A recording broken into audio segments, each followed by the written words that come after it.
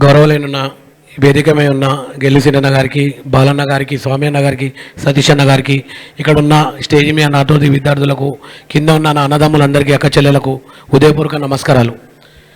నేను మలక్పేట్ కాన్స్టిట్యున్సీలో ఉంటాను. మలక్పేట్ కాన్స్టిట్యున్సీలో ఫస్ట్ స్టార్ట్ చేసింది ఇల్లులు కొట్టడం.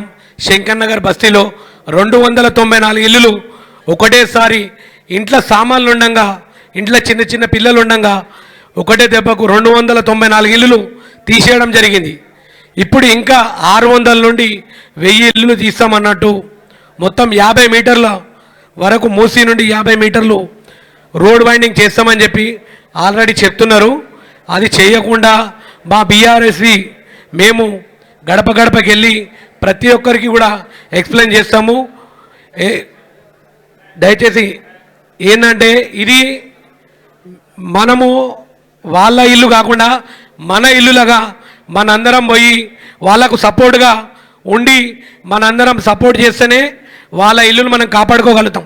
ఏ దేవుడు కానీ, అల్లా కానీ, యేసు కానీ, గురుద్వార్ కానీ కట్టమని చెప్పి పబ్లిక్ ఇల్లులు తీసి గుళ్ళు కానీ, దర్గాలు కానీ కట్టమని చెప్పి ఏ భగవంతుడు చెప్పలేదు, ఏ అల్లా చెప్పలేదు, ఏ యేసు చెప్పలేదు, ఏ గురుద్వార్ చెప్పలేదు.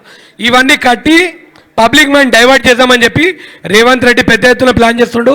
రేవంత్ రెడ్డి నువ్వు గుళ్ళు కడతాయేమో, నీకోసం మేము పొందబెట్టనికే మలక్పేట్ కాన్స్టిట్యున్సీ కాదు టోటల్ హైదరాబాదు మేమందరము రెడీగా ఉన్నాము. ఆల్రెడీ మొన్న నేను గట్టిగా చేసిన, ఇంకా గట్టిగా చేద్దామని చెప్పి గెల్లన్న ఫోన్తోని మళ్ళీ ఇడికి రావడం జరిగింది.